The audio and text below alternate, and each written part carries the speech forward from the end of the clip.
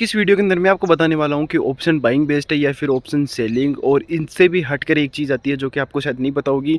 तो आज के इस वीडियो के अंदर मैं ये बताने वाला हूँ, और अगर मुझे चूज़ करना होता है ऑप्शन बाइंग या ऑप्शन सेलिंग में से, तो मैं किसको चूज़ करता, कौन सी ट्रेडिंग करना मैं प्रेफर करता।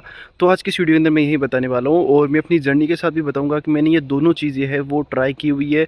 मैंने जब 2021 में ट्रेडिंग स्टार्ट की थी तो मैंने तो ऑप्शन बाइंग से ही ट्रेडिंग स्टार्ट की थी।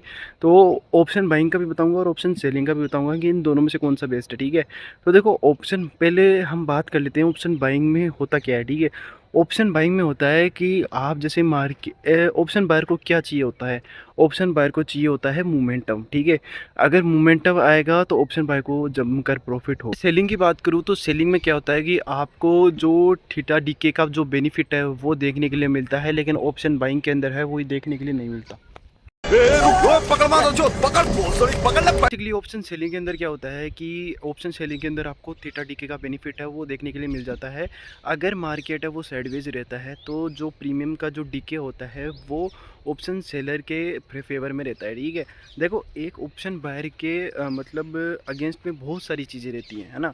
कभी आपने उसको बास्केट मोड में डाला है और बाद में एनालाइज पे क्लिक किया है, या फिर आपने सेंसिबल पे जाके देखा है ना डाटा, तो आपको पता होगा कि जो उसकी जो प्रोबेबिलिटी ऑफ प्रॉफिट के जो चांसेस है वो ऑप्शन बाइंग के काफ़ी ज़्यादा कम है। लेकिन ऑप्शन सेलिंग के अगर आप पीओपी की बात करो तो लगभग 60 से लगभग 70% तक इसके विन के चांसेस होते हैं, है ना। क्योंकि आपको थीटा डीके का बेनिफिट मिलता है। अगर मार्केट साइडवेज भी रहता है ना, और मार्केट आपके बाद में थोड़ा बहुत अगेंस्ट भी चल जाता है तो भी इतना आपको कोई दिक्कत नहीं होती। को थीटा डीके का बेनिफिट है वो आपको देखने के लिए मिलता है। तो अगर बात करें पीओपी की तो ऑप्शन बाइंग में 33-34% इतना ही होता है, और ऑप्शन सेलिंग के अंदर लगभग 60 से 70% का होता है। मार्केट अगर साइडवेज भी है तो, और कई मैंने ये भी सुना है कि ऑप्शन सेलिंग के अंदर है ना वो अनलिमिटेड रिस्क होता है। क्योंकि अगर आप उसको सेंसिबल पे जाके देखोगे ना, उसको ऐड करोगे फिर उसको एनालाइज करोगे, तो जो लॉस है वो अनलिमिटेड दिखाता है। तो कई मेरे भाई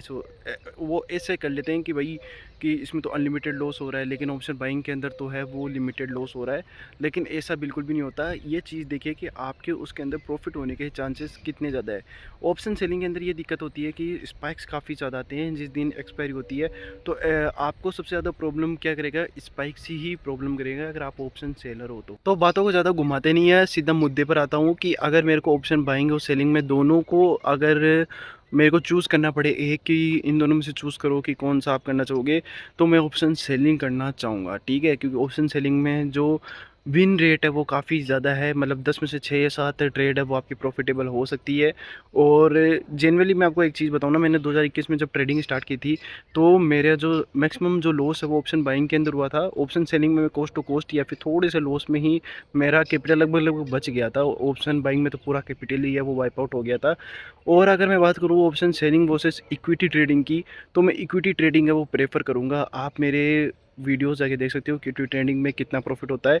कई लोग सोचते हैं कि इक्विटी ट्रेडिंग में 1000-1500 को प्रॉफिट होता है, लेकिन ऐसा नहीं है।